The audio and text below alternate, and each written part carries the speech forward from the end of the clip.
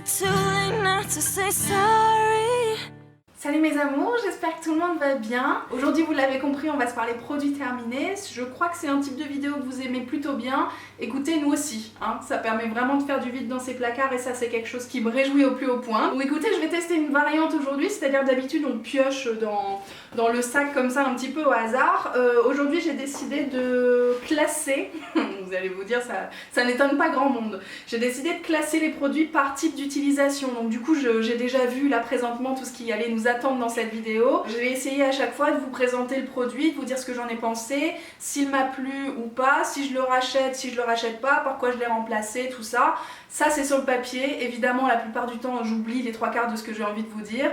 N'hésitez pas s'il y a des produits qui vous intéressent et pour lesquels vous avez envie d'en savoir un petit peu plus à me relancer en commentaire parce que il est possible que j'oublie de vous dire le plus intéressant. Il y a pas mal de produits dont je vous ai déjà parlé sur le blog. À chaque fois qu'il y a une revue qui existe déjà, je vous mets tout ça en barre d'infos, donc n'hésitez pas à aller voir aussi. Les enfants, je crois qu'on va commencer tout de suite. La première catégorie c'est les produits corps et cheveux. Je pense qu'il y a déjà pas mal de choses à faire.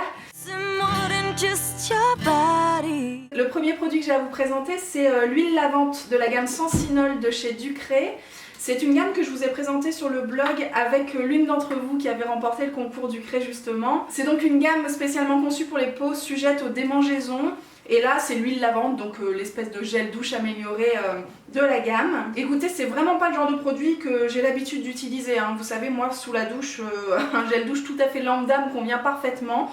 Tant qu'il n'y a pas trop d'odeur, alors là, pour celles qui n'aiment pas les odeurs fortes, c'est parfait, je veux dire ça sent absolument rien. Et pour celles effectivement qui ont des problèmes de peau, de démangeaison, de peau sensible, de peau réactive sur le corps, c'est vraiment typiquement le genre de produit qu'il vous faut. C'est hyper doux, il n'y a pas d'agression là-dedans, donc vous n'allez pas vous retrouver avec des irritations par milliers. Et je pense que du coup ça peut être la solution pour vous. Chez moi c'est pas nécessaire, donc je le rachèterai pas, mais c'est un produit que j'ai adoré vous présenter parce que c'est important tout simplement. Son remplaçant, est-ce que j'ai vraiment besoin de vous le dire? C'est évidemment le petit marseillais à la fleur d'oranger. Chez moi c'est le gel douche hyper lambda qui fonctionne à tous les coups. En termes de soins capillaires, j'ai trois trucs à vous présenter. J'ai d'abord un après-shampoing nourrissant à l'extrait d'abricot bio, du roussillon et à l'huile d'argan bio. C'est la marque Nature et Moi qui fait ça et c'est une découverte hyper récente pour moi. J'avais eu ça pendant les promos au Carrefour, Leclerc, je ne sais plus. Je vous en ai parlé dans ma routine cheveux, steam pod, machin.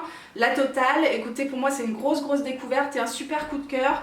C'est une marque donc de supermarché qui ne coûte absolument rien. Et pour autant, vous avez un produit hyper qualitatif, en tout cas qui fonctionne très bien pour démêler les cheveux, c'est à peu près tout ce que je demande à un après-shampoing, qui est sans sulfate, sans silicone et sans parabènes, qui est non testé sur les animaux. C'est une marque française, il y a 96% d'ingrédients qui sont d'origine naturelle. Franchement, il a tout bon, il n'est pas hyper parfait sur la compo, je veux dire c'est pas une composition bio, mais c'est déjà pas mal et je trouve qu'il fait son job, donc ça avait le mérite d'être mentionné. Je trouve ce produit super, j'en ai encore un flacon déjà ouvert sous ma douche, donc son remplaçant c'est lui-même. Deuxième produit capillaire, il s'agit du masque nutrition intense de la gamme ultra doux de chez Garnier. Vous savez, c'est la gamme à l'huile d'avocat et au beurre de karité dont je raffole depuis mon dieu mais des années. Je crois que je vous ai déjà bassiné avec ça. C'est vraiment typiquement la gamme qu'il vous faut si vous avez les cheveux frisés, crépus, qui frisotent tout simplement et qui ont besoin d'être disciplinés. C'est une gamme qui m'a vraiment réussi pendant des milliards d'années. Maintenant c'est vrai qu'en question compo c'est pas la folie douce, donc pour l'instant je l'ai mise de côté. Je ne jure pas par tous les saints que je n'y reviendrai jamais, mais c'est vrai que c'est un super produit. Si vous en avez rien à cirer des compositions, foncez. Si vous avez des problèmes de frisottis, tout ça, foncez, mon dieu, mais foncez. Encore un produit capillaire qui m'a vendu du rêve pendant des années et qui je pense continuera de me vendre du rêve, c'est, je sais même pas comment vous expliquer ce que c'est le petit soin L'Oréal Professionnel qui va avec les colorations de la gamme Préférence en fait. Donc moi j'avais la teinte numéro 3 et c'est le soin sublimateur qu'on peut absolument pas acheter comme ça en format seul, je veux dire, c'est pas vendu comme ça, c'est vendu uniquement avec la coloration et ça fait des années qu'avec Amandine on vous dit mais mon dieu mais sortez ça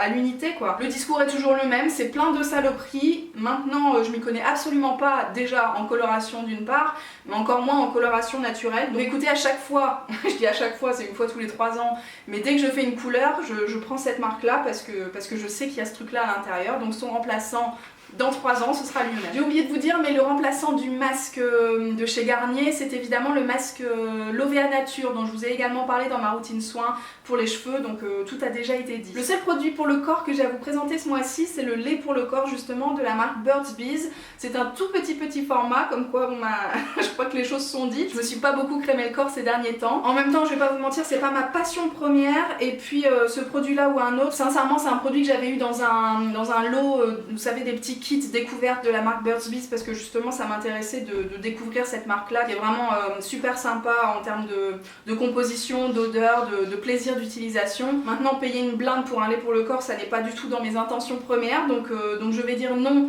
pour racheter ce produit là. Et je dois bien vous dire qu'il y avait vraiment une odeur hyper agréable de miel, donc si ça fait partie de vos kiffs perso, n'hésitez pas, foncez. Son remplaçant chez moi, c'est le lait pour le corps de chez Ducré, justement la même gamme que l'huile lavante dont je vous ai parlé tout à l'heure. Je passe maintenant aux produits soins pour le visage et j'ai pas mal de choses à vous présenter, notamment cette huile démaquillante à la camomille de chez The Body Shop. Ça a été un gros coup de cœur, j'ai adoré l'utiliser. Il y avait une petite odeur hyper légère, le plaisir d'utilisation était complètement là. Elle était suffisamment épaisse pour pouvoir être bien massée et bien décoller tout le maquillage. Pour moi c'est un gros top. La compo n'est pas hyper nickel dans le sens où elle n'est pas bio, mais c'est un produit qui m'a beaucoup réussi et que j'étais très contente d'utiliser. Sa remplaçante, c'est l'huile démaquillante de chez DHC que je vous ai présentée dans ma routine soins pour le visage, qui est probablement encore pire question composition, mais que je trouve très sympa aussi à utiliser. Donc voilà, toujours autant en kiff sur les huiles démaquillantes. J'ai terminé également le complexe licence et la cure de 7 jours de la gamme à la rose musquée de chez Velleda. Je vous ai fait une revue complète sur le blog.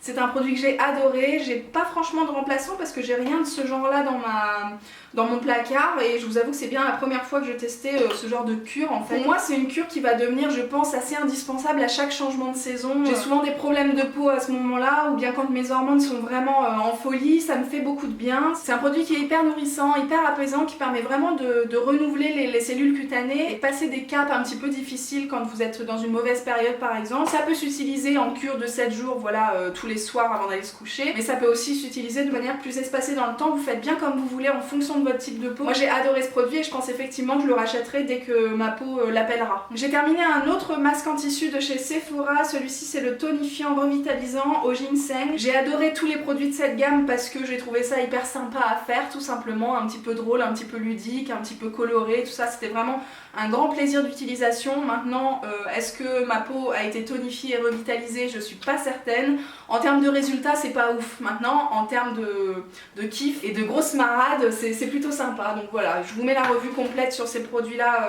en barre d'infos. J'ai aussi terminé une petite crème de chez Clinique, c'est le gel hydratant tellement différent. Je vous avoue que c'est la première fois de toute ma vie que je teste des crèmes pour le visage de chez Clinique, mis à part le contour des yeux que j'avais adoré il y a vraiment perpète aussi. J'ai pas du tout l'habitude d'acheter ce genre de soins pour la peau. Je crois que c'est un cadeau d'anniversaire ou de Noël, mais pas de cette année, celle d'avant pour tout vous dire. C'était un espèce de kit découverte encore une fois qu'on m'avait offert. Et j'ai dégainé ça en week-end en fait, tout simplement. Je l'ai utilisé au fur et à mesure. Écoutez, qu'est-ce que vous voulez que je vous en dise? C'est pas mal. Franchement, c'est pas mal. Après, c'est pas un produit que je vais racheter parce que déjà...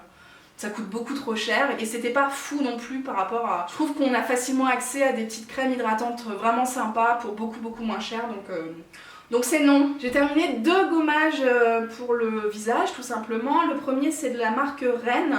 C'est un nettoyant micro-polissant, j'appelle ça gommage parce qu'il y avait effectivement des petits grains... des petits grains tout simplement. C'est la gamme Radiance, donc la gamme éclat de chez Rennes qui fait ça. J'ai adoré ce produit, c'est probablement l'un de mes plus gros coups de cœur de cette année 2016. C'est sûr et certain que je vais le racheter, pas dans l'immédiat parce que j'en ai plein d'autres, mais c'est un produit qui me reste en tête, ça c'est sûr. Encore une fois, c'était une miniature que j'avais dû acheter parmi un kit découverte, vous avez compris que j'aime bien faire ça. Et j'ai vraiment pas été déçue. Encore une fois, ça sent l'agrume à plein nez et c'est vraiment mon kiff ultime. Moi, tout ce qui est gamme éclat, gamme à l'orange et tout, c'est vraiment un truc qui me parle beaucoup. J'ai adoré ce produit, vous l'aurez compris. Et dans un autre domaine, j'ai aussi testé celui de chez Doumi que j'avais reçu dans la Bitrousse, qui était la Bitrousse du printemps bio et naturel. Je vous mets aussi la vidéo en barre d'infos si j'y pense. Et celui-ci c'était le gommage à l'huile d'abricot et à la poudre de riz. C'est une gamme bio je crois, mais alors question odeur et plaisir d'utilisation, c'était pas possible. c'est pas possible, ça pue la mort. Je suis peut-être un petit peu extrémiste sur ce point de vue là, mais vraiment c'était pas cool quoi. C'était pas hyper agréable, les grains étaient beaucoup trop abrasifs. J'ai effectivement beaucoup moins kiffé ce produit que le gommage Rennes dont je viens de vous parler. Autre gros flop de l'univers, c'est le sérum de chez Garancia qui s'appelle Que mes rougeurs disparaissent. Donc bah vous l'avez compris, hein, j'avais acheté ce truc là spécialement pour mes rougeurs, hein, on va pas se mentir. Et ça n'a absolument rien fait. Alors je suis un petit peu triste parce que Garancia c'est une marque qu'on aime beaucoup, qui a souvent des effets hyper bénéfiques pour nous.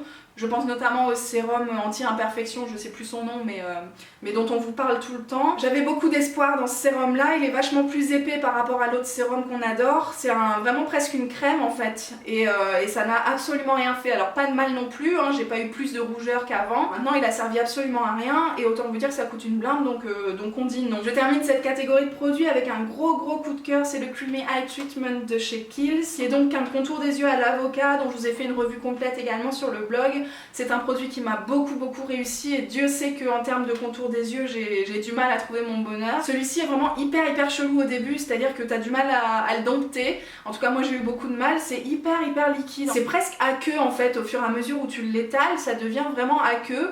Donc c'est un petit peu perturbant, et puis finalement au fur et à mesure tu te rends compte que ça fonctionne vachement bien pour hydrater le contour de l'œil, pour atténuer les petites ridules, enfin c'est vraiment hyper confortable. J'ai adoré ce produit une fois que j'avais bien compris comment il fonctionnait. Le seul souci c'est que ça coûte aussi une blinde, donc je l'ai pas racheté tout de suite, et en ce moment j'utilise le contour des yeux de chez Payot que je vous ai présenté dans le dernier haul, et dont on se reparle rapidement aussi puisque vous avez été quelques-unes à me demander ce que ça donnait. Mais je pense effectivement que je me retournerai vers celui-ci un jour ou l'autre parce que je l'ai adoré tout simplement. On passe maintenant à la catégorie maquillage, et c'est non sans satisfaction personnelle que je suis contente d'avoir autant de produits à vous présenter. C'est toujours un kiff hein, forcément de terminer des produits maquillage, parce que c'est le genre de truc qui se termine beaucoup moins vite que les produits soins. Le premier truc que j'ai à vous présenter, c'est la base à paupières de chez Lily Lolo. Lily Lolo, c'est une marque de maquillage bio je crois, qui pour moi mérite vraiment d'être un petit peu plus connue sur la toile. Cette base là je l'ai adorée, de chez Adorée. Elle était en deux couleurs, vous voyez il y a une partie un petit peu plus rose et une partie un petit peu plus jaune. J'ai vraiment gratté tout ce que je pouvais, je pense que ça veut tout dire. C'est vraiment un produit qui m'a bien accompagnée pendant toute l'année, peu importe la saison. Vu que du coup tu peux mixer un petit peu les deux couleurs pour faire un truc qui ressemble le plus à ta teinte naturelle, j'ai trouvé ce produit top. La fonction de base de fard à paupières du coup elle marche très bien. Ça fait tenir le maquillage toute la journée, il n'y a aucun souci là-dessus, et en plus ça peut se permettre de se porter tout seul et juste de rectifier un petit peu les petits vaisseaux apparents si jamais vous n'avez pas envie de vous tartiner de fard à paupières. Bref, c'est un produit multifonction que j'ai adoré et que je pense racheter prochainement. Là j'essaie un petit peu de vider toutes mes autres bases à paupières que j'accumule depuis des années et qui se vident absolument pas. J'essaie de dégager tout ça, peut-être qu'on s'en reparlera dans une prochaine vidéo produit terminé, mais c'est sûr et certain qu'un jour ou l'autre je repasserai par cette marque, et j'ai envie de découvrir bien plus de choses de cette marque. Dites-moi un petit peu si vous la connaissez, quel produit maquillage vous me conseillez chez elle. Ensuite on va se parler mascara, j'en ai deux à vous présenter aujourd'hui. Il y a d'abord le Colossal Go Extreme